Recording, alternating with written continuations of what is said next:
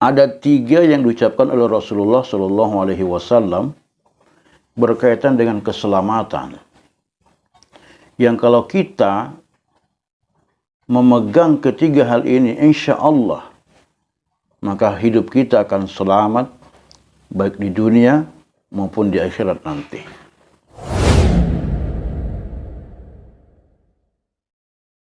Bismillahirrahmanirrahim. Assalamualaikum warahmatullahi wabarakatuh. Alhamdulillah, wassalatu wassalamu ala rasulillah wa ala alihi wa sahbihi wa man wala. Sobat di hati sekalian yang dirahmati Allah subhanahu wa ta'ala, suatu ketika Rasulullah Shallallahu Alaihi Wasallam ditanya oleh salah seorang sahabat yang menanyakan tentang sebuah keselamatan. Sahabat ini namanya adalah Uqbah. Maka kemudian Rasulullah Shallallahu Alaihi Wasallam bersabda, "Amlik alaika lisanak, wal yasa'ka baituk, wa abki ala khati'atik." Ada tiga yang diucapkan oleh Rasulullah Shallallahu Alaihi Wasallam berkaitan dengan keselamatan. Yang kalau kita memegang ketiga hal ini, insya Allah, maka hidup kita akan selamat, baik di dunia maupun di akhirat nanti. Nah, apa saja ketiga hal ini? Yang pertama, bahwa Rasulullah berpesan kepada Uqbah dan hakikatnya kepada kita umatnya, yaitu amlik alaika lisanak, jagalah lisanmu, kuasailah lisanmu, maka niscaya kamu akan selamat. Sebab dia akan dimulakan Allah subhanahu wa ta'ala, lidah ini tidak bertulang, tapi lisan kita ketika kita pergunakan dengan baik atau kita salah gunakan, akan memberikan efek baik positif atau negatif. Tidak sedikit orang yang akan berbahagia hatinya dengan lisan yang kita ucapkan. Tidak sedikit orang yang akan berbunga-bunga hatinya dengan lisan yang kita ucapkan. Tidak sedikit orang yang akan merasa bangga dengan apa yang kita ucapkan. Tapi ada juga orang yang ketika kita mengucapkan sesuatu merasa tersinggung, lalu kemudian marah. Ada orang yang gara-gara lisan ini kemudian mereka saling bertengkar, mereka berkelahi, terjadi tawuran, ya, peperangan, hanya karena persoalan lisan saja. Jadi memang lisan ini luar biasa, perkara yang sangat-sangat berbahaya kalau kita salah gunakan. Kita mungkin sekarang banyak menyaksikan, ya, di media-media sosial, ya, orang saling lapor sana sini, ya. Itu karena persoalan apa? Karena lisan yang tidak bisa dijaga. Nah, maka Nabi kemudian mengatakan, kuasailah lisanmu. Dan ketika kita tidak bisa berkata yang baik, maka Nabi menganjurkan kita diam. Sebagaimana sabda beliau, "Man kana yu'minu billahi wal yawmil akhir, faqul khairan aw liyasmut." Barang siapa yang beriman kepada Allah dan hari akhirat, maka berkatalah yang baik, atau kalau tidak bisa berkata yang baik, maka diamlah. Nah, mungkin inilah yang kita katakan sebagai diam itu emas, ya. Karena kadang-kadang juga kita pada momen-momen tertentu perlu berbicara. Menyampaikan kebenaran itu tentu berbicara. Ketika kita berdakwah berbicara. Kita mengkritik sebuah kebijakan yang tidak sesuai dengan Islam, itu adalah dengan cara berbicara. Ada momentumnya ketika kita kapan harus berbicara, kapan harus diam.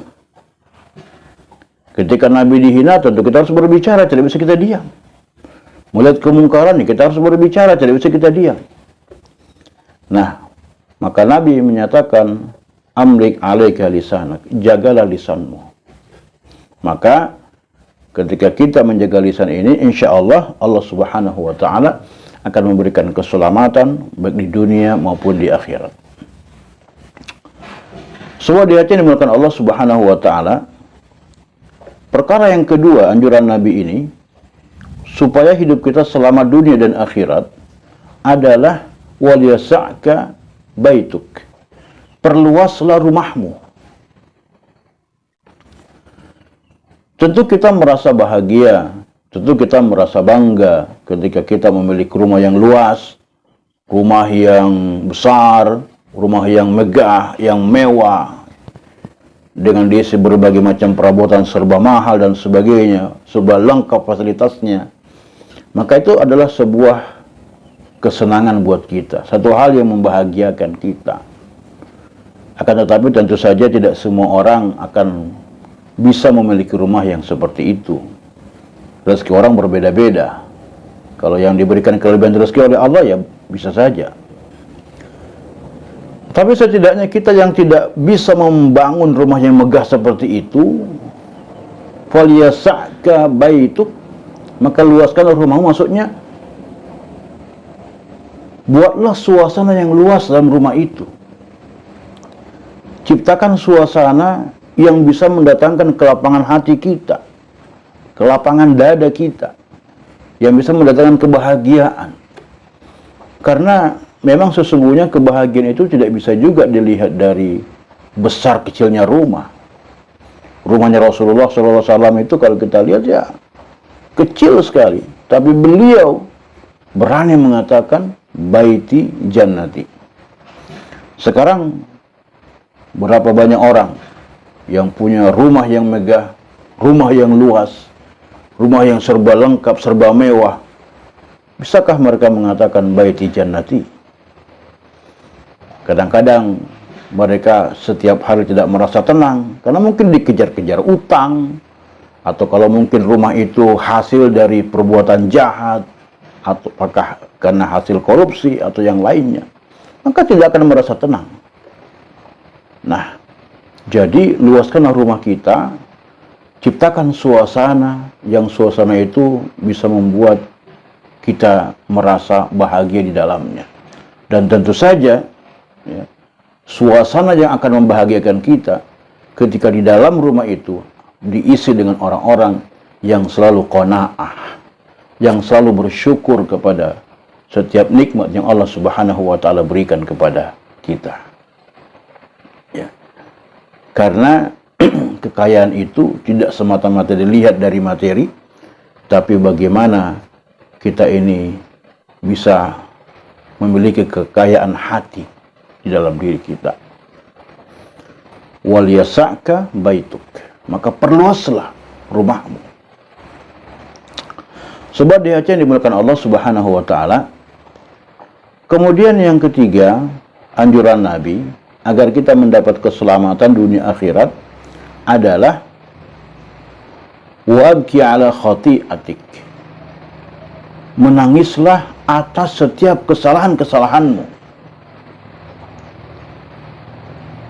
Setiap kesalahan bukan untuk kita banggakan, karena ada juga orang yang merasa bangga dengan kesalahan-kesalahannya, tapi kesalahan perlu kita tangisi, ya. Karena tidak ada manusia yang tidak punya salah, tidak ada manusia yang bersih, tidak ada manusia yang sempurna. Nabi SAW menyatakan, kullu bani Adam khatta'un wa khairul khatta'ina at-tawwabun. Saya punya banyak kesalahan. Yang menonton video saya pun juga punya banyak kesalahan. Tapi kita patut bersyukur kepada Allah Subhanahu wa Ta'ala, karena Allah Subhanahu wa Ta'ala tidak mengungkapkan kesalahan-kesalahan kita di mata orang lain. Kita mungkin dimuliakan oleh orang lain, kita mungkin dipuja-puja oleh orang lain, karena orang lain tidak pernah melihat kesalahan-kesalahan kita. Dan kesyukuran buat kita ketika kesalahan kita tidak ditampakkan oleh Allah Subhanahu wa Ta'ala. Maka tentu Ketika kita punya kesalahan di masa yang lalu, maka kita bertobatlah. Minta ampun kepada Allah Subhanahu wa Ta'ala. Jangan merasa bangga dengan kesalahan yang pernah kita lakukan. Karena kesalahan bukan untuk dibanggakan, tapi untuk kita tangisi, kita sesali, dan tidak melakukan kesalahan-kesalahan yang sama. Marilah kita menuju ampunan Allah Subhanahu wa Ta'ala, menuju surganya Allah Subhanahu wa Ta'ala.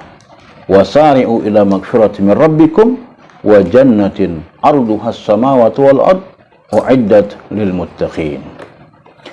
Dan bersegeralah kalian menuju ampunan Tuhan kalian dan kepada surga yang luasnya surga itu adalah seluas langit dan bumi, yang diperuntukkan bagi orang-orang yang bertakwa. Semoga bermanfaat. Wassalamualaikum warahmatullahi wabarakatuh.